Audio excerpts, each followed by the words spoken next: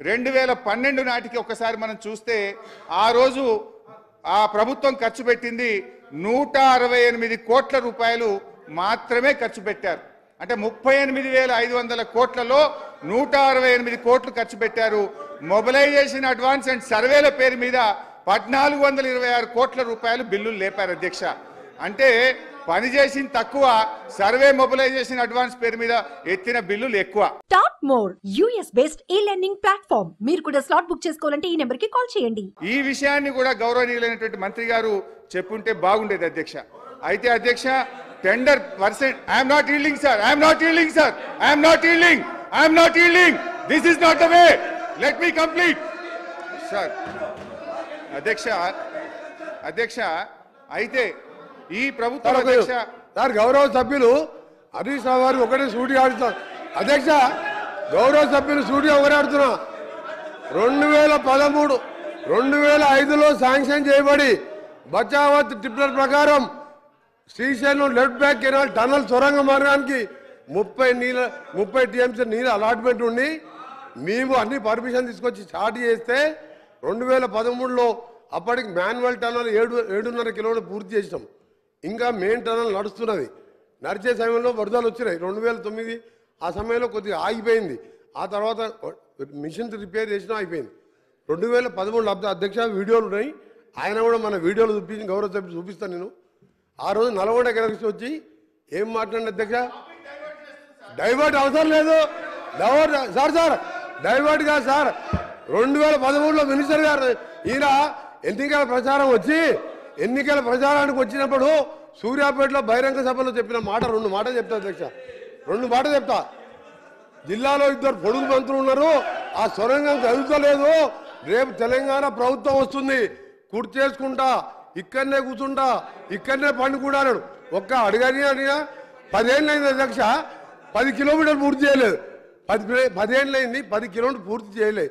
నిజంగా అది పూర్తి చేసి ఉంటే మాకు ఇవాళ గ్రావిటీ ద్వారా మాకు ఇవాళ రాయలసీమ లిఫ్ట్ ఇరిగేషన్ రాకపోతుండే, పోతిరెడ్డిపాడు కెపాసిటీ పెరగకపోతున్నాయి, మా నల్గొండ జిల్లా ఇవాళ ఎండకపోతుండే. కనీసం ఇవాళ తాగునీళ్ళు 4 లక్షల ఎకరాలకు శాశ్వత పరిష్కారం, ఫ్లోరైడ్ పరిష్కారం అయ్యే దగ్గర వీళ్ళ మూలాన సొరంగాన్ని పక్కన పెట్టి ఈయన ప్రాజెక్టులు డిలే అయింది, కాలు అయితే డిలే అయింది. అధ్యక్ష ఒకటి నీ సబ్జెక్ట్ మాట్లాడుతున్నా సార్ నీ సబ్జెక్ట్ మాట్లాడుతున్నా. ప్రాణాయిత డిలేట్ అయింది. అవును సార్ అధ్యక్ష, మేము ప్రాణాయిత చెప్పినాం, ప్రాణాయిత గురించి చెప్పినాం సార్. దగ్గర ఒక నిమిషం, మేము ఆ రోజు మీ అదే తుమ్మిడిగట్టు దగ్గర మీరు మహారాష్ట్ర పోయి మీ బంధువు అక్కడ గవర్నర్గా విద్యాసాగర్ రావు గారు ఉన్నారు, ఆయన పట్టుకొని ఒప్పించి అన్నారం సుందిల్లా మేడిగడ్డ పేరు ఒక నిమిషం సార్, మీరు 3 లిఫ్టులు పెట్టి ఒకదాని మీద ఒకటి లిఫ్ట్ పైకి తీసుకొచ్చి మళ్ళీ కిందికి వదిలిపెట్టి మీ కమిషన్ల కోసం కాళేశ్వరం ప్రాజెక్ట్ కట్టు.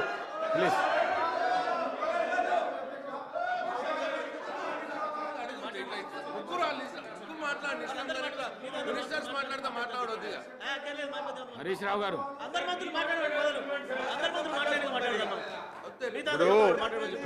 సార్ స్పీకర్ సార్ మీరే చెప్పారు ఇరిగేషన్ మినిస్టరు, ఎల్ఏ మినిస్టర్ లేదా సీఎం గారు మాట్లాడతారని. మీరు ఇప్పుడు సార్ మళ్ళీ అట్లా కాకుండా చూస్తాను, మాట్లాడండి. స్పీకర్ సార్ హౌస్ ఆర్డర్ దయచేసి గౌరవ సభ్యులందరినీ కూడా నేను విజ్ఞప్తి చేస్తా ఉన్నాను. దయచేసి సార్ అందరికీ చెప్తాను సార్. అధ్యక్ష, ఈరోజు రాష్ట్రానికి సంబంధించినంతవరకు నీటిపారుదల రంగంలో జరిగినటువంటి అవకతవకలు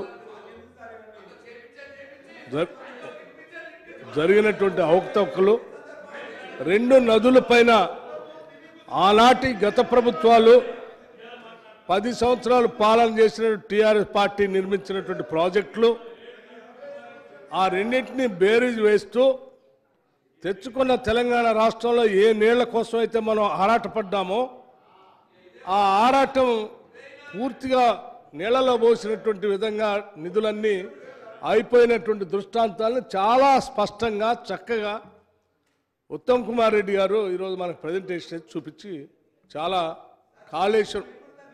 కాళేశ్వరం అధ్యక్ష ఆడ కాళేశ్వరం చూస్తూ ఉంటే ఏంటి అధ్యక్ష అసలు నిట్ట నెలలోనే ఇట్లా చీలిపోయింది అధ్యక్ష అక్కడ పిల్లరు కనిపిస్తూ ఉంది. నేషనల్ డ్యామ్ సేఫ్టీ అధికారులు వచ్చి మేడిగడ్డ ఒక్కటే కాదు అన్నారం సుందీల పరిస్థితి కూడా ఎట్లాగే ఉండబోతోంది. మీరు తొందరపడే నీళ్ళు అందులో వదిలేరు, అవి కూడా పోతాయని చెప్తా ఉన్నారు. నీళ్ళు పోనీయద్దని జ్యోతిష్యులు కాదండి వాళ్ళు. ఒక్క నిమిషం సార్ ఒక్క నిమిషం. ఎంత స్పష్టంగా ఆయన ప్రజెంటేషన్ ఇచ్చిన తర్వాత కూడా రాష్ట్రం అంతా చూసిన తర్వాత కూడా ఇంకా మీరు కాళేశ్వరం కుంగిపోయిన దాన్ని 94,000 కోట్లు పైబడి మీరు ఖర్చు పెట్టి మొత్తం అది కుంగిపోతూ ఉంటే దేశమంతా చూస్తూ ఉంది. డ్యామ్ సేఫ్టీ అధికారులు వచ్చి చూసి మొత్తం అంతా విశ్లేషించి చెప్పారు. అయినా ఇంకా సమర్థించుకోవడం కోసం ఎట్లా ప్రయత్నం చేస్తున్నారండి హరీష్ రావు గారు? నాకు అర్థం కావట్లేదు. ఇంతకంటే అన్యాయం ఏమంటుంది? నేను చెప్తా ఉన్నాను సార్, నేను వారు చెప్పిన లెక్కలే చెప్తా ఉన్నాను.